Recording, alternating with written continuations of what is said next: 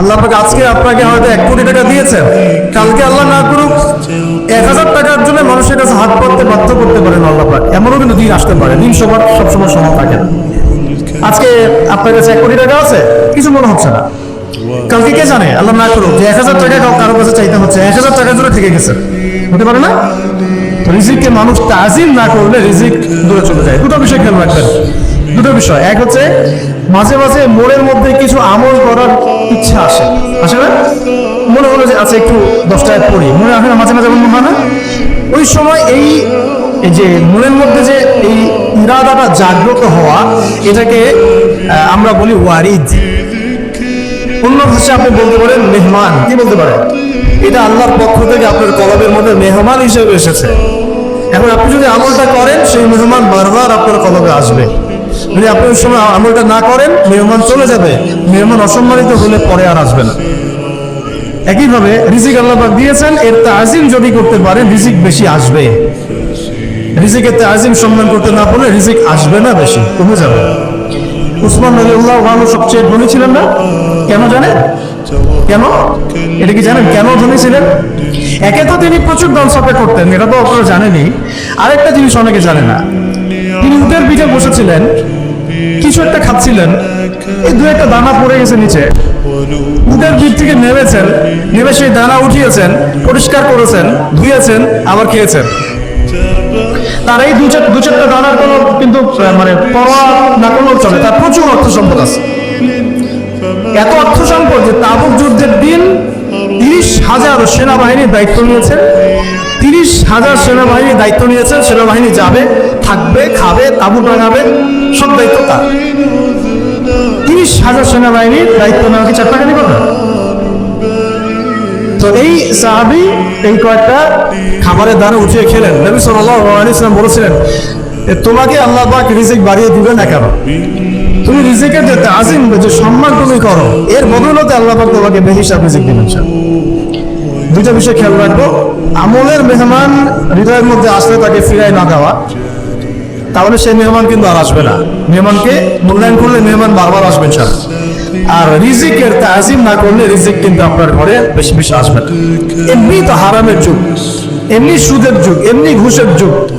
Almost every family সুদখোর এখন, almost every family. মেয়েরা স্পেশালি যারা শাশুড়ি টাইপের, আপনারা মাইন্ড করেন না, তাদের সাইকোলজি যে এতই নিচে নেমে গেছে এখন যে আমার মেয়ে জাহান্নামে যায় যাক। হ্যাঁ, আমার মেয়ে জাহান্নামে যায় যাক, সমস্যা নেই, দুনিয়াতে সে যেন ভালো থাকে। এটা কেন বললাম? একটা সুদখোরের ঘরে তুলে দিতে সে দ্বিধাবোধ করতেছে না, একটা দুর্নীতিবাজের ঘরে তুলে দিতে দ্বিধাবোধ করতেছে না, একটা ঘুষখোরের ঘরে তুলতে দ্বিধাবোধ করতেছে না। হ্যাঁ, একটা মানে কি বলবো, মাদক সেবী, ড্রাগ এডিক্টেড, বা এই যে আর কি বলবো ফাসিক, জালেম, এই ধরনের ঘরে উঠাই দিতেও সে দ্বিধাবোধ করছে না। 5তলা বাড়ি চাই আমার মেয়ে 5তলা বাড়ি থেকে সুখে থাকবে। এই যে সুখের ডেফিনেশন এখানে দিয়েছেন আপনারা। এখানে কত হাজার হাজার মেয়ের জীবন নষ্ট করে দিয়েছেন আপনারা। আমার কথা মাইন্ড করেন না, হাজার হাজার মেয়ের জীবন মায়া নষ্ট করে দিয়েছে শুধুমাত্র মেয়েদের দুনিয়াবি সুখ এর সংজ্ঞাটা মুস্তাকবিল করার কারণে। এর নাম যদি সুখী হইতো, তাহলে অমুসলিমরা সুখীরা কেন? পশ্চিমারা সুখীরা কেন? ওরা আত্মহত্যা করে কেন? এভাবে মেয়েদের জীবন নষ্ট করেছে। অথচ অল্প যদি হালাল রিজিকও হতো, আল্লাহ পাক তাকে বরকত দিতেন, সুখে থাকতো। আল্লাহ পাক আপনাদেরকে রিজিকের মূল্য বোঝার, তাজিম করার তৌফিক দান করেন, আমিন। তো অনেক ভিতরে চলে যাচ্ছে আমি, সময় আমাদের হাতে আরো শর্ট হয়ে আসতেছে। তো এখানে একটা কথা বলে দিব যে রিজিকের প্রসঙ্গ যেহেতু আসছে, যে হালাল খেতে হবে আমাদেরকে, হারামের দ্বারস্থ হওয়া যাবে না। আপনার স্বামী যদি হারাম খায়, আপনি স্বামীকে বুঝান, তাকে চাকরি ছেড়ে দিতে আপনি উৎসাহিত করেন। আমি আপনাদেরকে একটা অনেস্টির সাথে একটা কথা বলি, যত এই যে প্রশাসনে যত ঘুষখোর আছে, ঠিক আছে, যত দুর্নীতিবাজ আছে, যত মাদক সেবী আছে, মাদকের ব্যবসায়ী আছে, যত সুদখোর আছে, এরা সবাই কেন এই খারাপ কাজগুলো করে জানেন? তার স্ত্রীকে ভালো রাখার জন্য, তার মাকে ভালো রাখার জন্য, তার সন্তানদেরকে ভালো রাখার জন্য। তাহলে স্ত্রী হিসেবে, সন্তান হিসেবে, মেয়ে হিসেবে আপনি বলবেন যে আমাদের এইসব ভালোর দরকার নয় আব্বু। আমার প্রিয় হলো স্বামী আমার এসব ভালোর দরকার নাই, হে আমার ছেলে আমার এসব ভালোর দরকার নাই, তুই হালাল পথে থাক, ওইখানে তুই আমাকে ডাল ভাত খাওয়া, আমি খুশি আছি। এইভাবে আপনারা তাদেরকে মোটিভেট করেন, দেখবেন সমাজে হারাম কমে গেছে ইনশাআল্লাহ। আর হারাম খাওয়া এই ছেলে মেয়েগুলোও কিন্তু মানুষ হবে না। হারাম খাওয়া যে ছেলে মেয়েগুলো রক্ত মাংস করে উঠছে, এরাও কিন্তু মানুষ হবে না। আল্লাহ পাক আমাদেরকে হালাল খাওয়ার তৌফিক দান করেন, এবং এই হালালের জন্য আপনাদের ভূমিকা অনেক বেশি।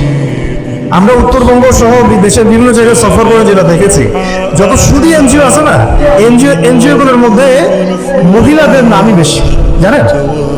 মহিলাদের নাম বেশি সুদী এনজিও। তো এই দাওয়াতগুলো আমরা মা বোনদেরকে দিতে চাই যে পুরো অবস্থাতে যেন হারাম রিজিকের দিকে আপনারা না ধাবিত হন, এবং রিজিকের তাহাজিম করেন, পরিবারের মধ্যে হৃদ্যতা ভালোবাসা বজায় রাখেন, একে অপরকে বিশ্বাস সম্মান এবং শ্রদ্ধা করেন। ইনশাআল্লাহ তাআলা আপনাদের পরিবারও সুখী হবে, রিজিকও সুন্দর হবে এবং রিজিকে বরকত হবে ইনশাআল্লাহ। এরপরে আমি আর দুইটা পয়েন্ট নোট করেছি, বলে শেষ করে দিচ্ছি যে এটা স্পেশালি আমি আমাদের ওইসব দিনই বোনদেরকে বলতে চাচ্ছি যে বোনেরা এখনো বিয়ে শাদী করেন নাই। সেটা হচ্ছে যে বিয়ে করার আগেই দিনের বেসিক লেখাপড়া শেষ করেন। এত পাগল হওয়ার দরকার নেই। চরিত্র হেফাজত হচ্ছে না, রোজা রাখেন, ঠিক আছে? দিনই পড়াশোনা আগে শেষ না করে বিয়ে করতে যায় না। বহু আলেমা যারা মাদ্রাসা লাইনের ছাত্রী ছিল, দিনই পড়াশোনা শেষ না করে বিয়ের পিড়িতে বসার কারণে কেরিয়ার ধ্বংস হয়ে গেছে। বিয়ে পরে করেন, আগে পড়াশোনাটা তুলনামূলক পড়াশোনাটাকে শেষ করে নেন। তুলনামূলক পড়াশোনা শেষ করতে 18 থেকে 20 বছর বেশি লাগে না। যদি আপনি শুরু থেকে শুরু করেন, একদম 18 থেকে 20 বছর হতে হতে আপনার পড়াশোনা মোটামুটি শেষ হয়ে যাবে। আর যে সাবজেক্টগুলো বললাম আমি, ওইগুলোই বেসিক পড়াশোনা। এখন এটা হয়তো সবার ভাগ্যে নসিব নাও হতে পারে, সেক্ষেত্রে বিকল্প অপশন আমরা যাব, কিন্তু আগে মূলনীতি হচ্ছে একটা লেভেল পর্যন্ত পড়াশোনা করার পরেই বিয়ে করেন। কারণ বিয়ের পরে আপনার যত রেসপন্সিবিলিটি আসবে, এটা তখন পড়াশোনা মেনটেন করে এতটাও সহজ না, প্রায় অসম্ভবের পর্যায়ে পড়বে। আপনি একটা বাচ্চা কাচ্চা হয়ে গেলে তো তখন আর কোনো কথাই নেই। তাহলে আপনারা কি আমাদেরকে আয়েশা রাদিয়াল্লাহু আনহার মতো একটা প্রজন্ম দিতে পারবেন না? যদি এটা আপনাদের উদ্দেশ্য হয়, সেক্ষেত্রে কি পড়াশোনা শুরু থেকে করা উচিত না? এখন এই সুযোগটা আমাদের সব বন্ধুদের সামনে হয়তো থাকে না, এই জন্য আমরা বললাম যে বিকল্প অপশনগুলোতে আপনারা দিন শেখার চেষ্টা করেন। আর এরপরে যখন বিয়ে করবেন, পড়াশোনা মোটামুটি শেষ হয়েছে, বিয়ে করবেন, এখন 18-20 বছর বয়স হয়ে গেছে, এখন আল্লাহর ওয়াস্তে দুনিয়াবি বিষয়কে সর্বোচ্চ অগ্রাধিকার দিবেন না। আজীবন পস্তাবেন, এবং একবার পস্তানো শুরু করলে এই পস্তানো আজীবনও শেষ হবে। তখন মেইল করে মেসেজ করে লাভ হবে না, কারণ আপনি বিয়ের আগে দিনকে প্রাধান্য দেন নাই, বরং দুনিয়াকে প্রাধান্য দিয়েছিলেন। আপনি বিয়ের আগে দিনকে প্রাধান্য দেন নাই, বরং দুনিয়াকে প্রাধান্য দিয়েছেন। যখন আপনি সবসময় পরকালকে, আল্লাহকে, তার রাসূলকে প্রাধান্য দিবেন, দিনকে প্রাধান্য দিবেন, দুনিয়া আল্লাহই গুছিয়ে দিবেন। আর যখন আপনি দুনিয়াকে সর্বোচ্চ অগ্রাধিকার দিবেন, দিন আপনার কাছ থেকে দূরে সরে যাবে। দিনের একটা গায়রত আছে, একটা ব্যক্তিত্ব, দিনের একটা স্বতন্ত্র গায়রত আছে, সে সবার কাছে ধরা দেয় না। যে তাকে মূল্যায়ন করে তার কাছেই দিন আসে, যে তাকে মূল্যায়ন করে না তার কাছে দিন আসে না। দিনদার ছেলেকে প্রাধান্য না দিয়ে বিয়ে করতে যায় না, জীবনটা ধ্বংস হয়ে যাবে। হ্যাঁ, আমি বলছি না দিনদার ছেলে মাদ্রাসাতেই থাকে না, ইঞ্জিনিয়ার লাইনেও থাকতে পারে, ডক্টরও হতে পারে, ইঞ্জিনিয়ারও হতে পারে, কিন্তু এটা বাহ্যিকভাবে এটাকে জাস্টিফাই করানো ডিফিকাল্ট। কিছু ক্রাইটেরিয়া দেখে আপনি একটু আন্দাজ করতে পারেন, পুরোপুরি হয়তো কখনোই বুঝতে পারবেন না। সেটা হচ্ছে দিনের প্রতি তার ফিকির কেমন, দিন নিয়ে তার কাজ কেমন, তার লাইফস্টাইল কেমন, তার পরিবার কেমন, কোন পরিবেশে সে বড় হয়ে উঠেছে, তার একাডেমিক্যাল সার্টিফিকেট কেমন, তারপরে তার দাওয়াতের মেহনতে অ্যাক্টিভিটিস আছে কিনা, বা ব্যবসা হালাল কিনা, বা চাকরির হালাল কিনা, নামাজ ঠিক আছে কিনা, তার মধ্যে সুন্নাহ আছে কিনা, এগুলো কিছু বাহ্যিক সাইন যেগুলো দেখে আমরা একটা আইডিয়া নিতে পারি।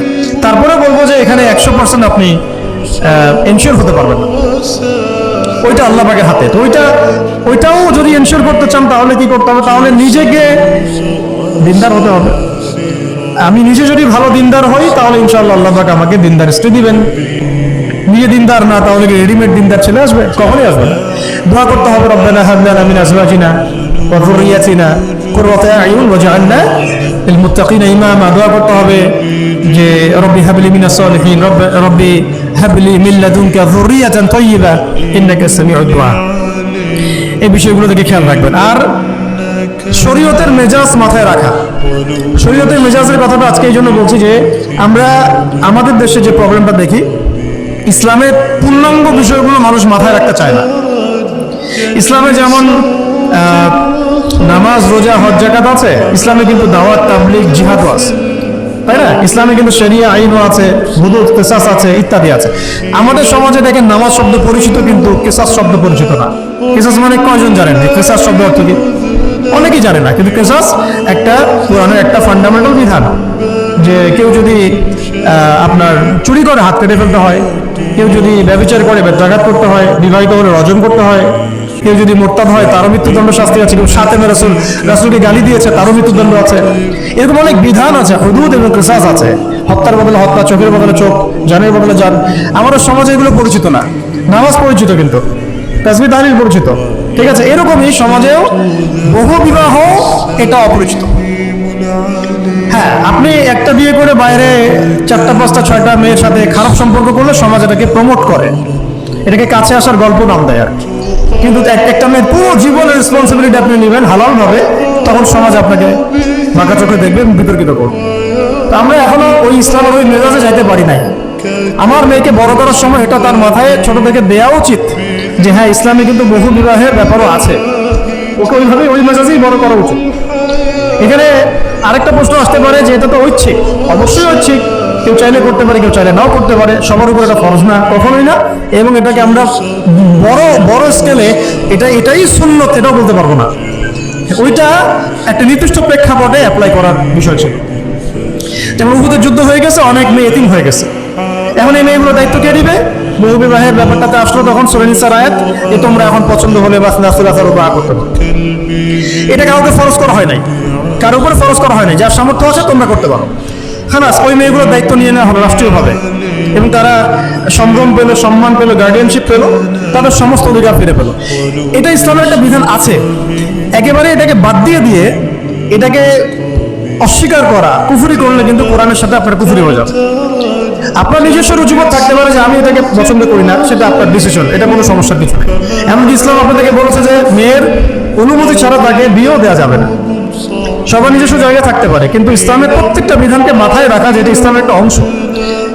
না হলে আমরা অনেক সামাজিক সমস্যার সমাধান দিতে পারবো না।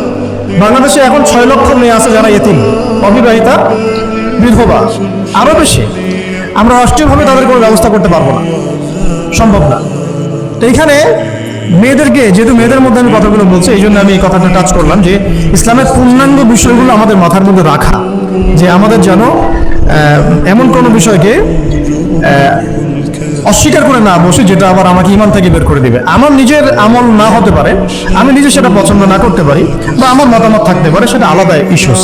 কিন্তু ইসলামের বিধানগুলোকে আমরা কোনোভাবে যেন ডিনাই করতে না যাই, এটা আমাদের মাথায় রাখতে হবে। আর এটা সমাজের কল্যাণের জন্য আল্লাহ রাব্বুল আলামিনের পক্ষ থেকে একটা এখতিয়ার দেওয়া হয়েছে। আর দুটা বিষয় বলে শেষ করে দিচ্ছি, সেটা হচ্ছে ওই যে ইলমের কথা বলেছিলাম শুরুতে, এর সাথে আমি আমার ব্যক্তিগত জীবন থেকে বলছি আর 3টা জিনিস ইলমের সাথে খুব বেশি কানেক্টেড, এটা মাথায় রাখবেন। একটা হচ্ছে আদব। একটা কি?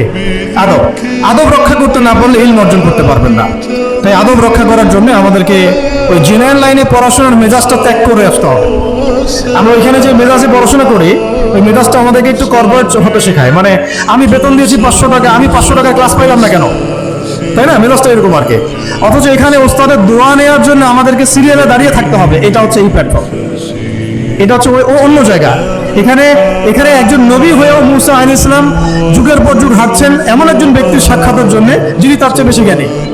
তার নাম খিদর আলাইহিস সালাম। যিনি তাকে সাথে নিতে চাচ্ছেন না, তিনি বলছেন যে ইন্নাকা লান তাসতাতিআ মা'ইয়া সাবরা, তুমি তো আমার সাথে ধৈর্য ধরতে পারবে না। তিনি মুসা আলাইহিস সালাম তারপরে চললেন, বারবার প্রশ্ন করলেন, কিন্তু শেষ পর্যন্ত সম্পর্ক কিন্তু নষ্ট হয়ে গেল। মনে আছে কি হাদিস সূরা কাহফের কথা বলছে। তো এটা হচ্ছে এই ইলমের জায়গাটা এমন একটা ইলমের জায়গা যেখানে আদব রক্ষা না করলে ইলম পাওয়া যাবে না। আরেকটা বিষয় হচ্ছে তাসকিয়া, ইলম অর্জন করে উস্তাদের কাছ থেকে দোয়া নেওয়া এবং আত্মশুদ্ধি অর্জন করা। মনের মধ্যে কোনো হিংসা না রাখা। আমাদের সবার এখন মনের মধ্যে যে হিংসা দিয়ে ভর্তি, হিংসাগুলোকে ছেড়ে দেন, মন বড় করে ফেলেন। আল্লাহর জন্য ছেড়ে দেন, হিংসা ত্যাগ করেন, গীবত করা বন্ধ করে দেন, অপবাদ দেয়া তো একেবারেই নিষেধ, পরশ্রী কাতরতা ছেড়ে দেন, মনটাকে একদম খালেজ করে রাখেন।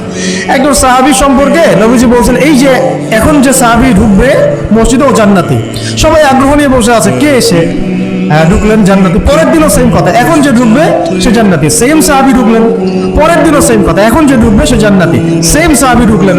এবার একজন সাহাবী কৌশল করে তার বাসায় গেলেন, দেখি তো কি আমল করে সে। তো দেখলেন তো রাত্রেবেলা তাহাজ্জুদও উঠতেছে না, এসব নামাজ পড়ে ঘুমায় গেছে, ফজরের নামাজে উঠলো। 3 দিন থাকলেন, 3 দিন সেম সেম। তখন তিনি বললেন, আচ্ছা ভাই, তোমার ব্যাপারে নবীজি এরকম মন্তব্য করেছেন, তোমাকে তো এমন কোনো খাস আমল করতে দেখলাম না।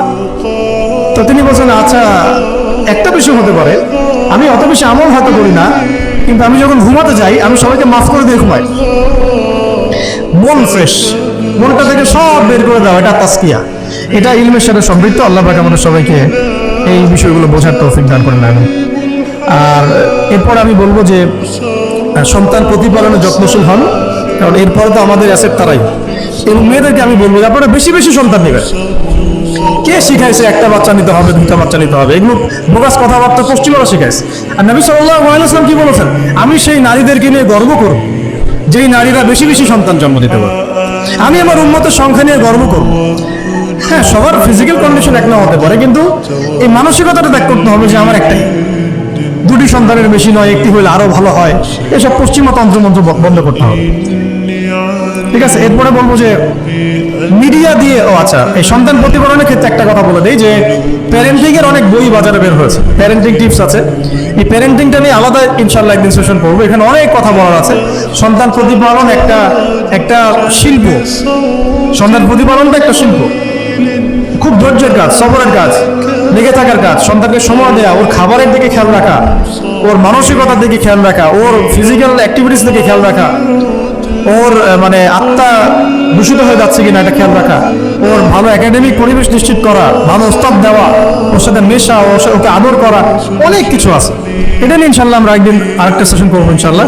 তো সন্তান প্রতিপালনের সাথে আমি বলবো যে প্রচলিত যে মিডিয়াগুলো, এই জি বাংলা, স্টার জলসা, এর পিছনে লেখা আছে যে অপসংস্কৃতি, এক কথায় বিজাতীয় অপসংস্কৃতি, এই মিডিয়াগুলো বাসা থেকে বন্ধ করে দেন।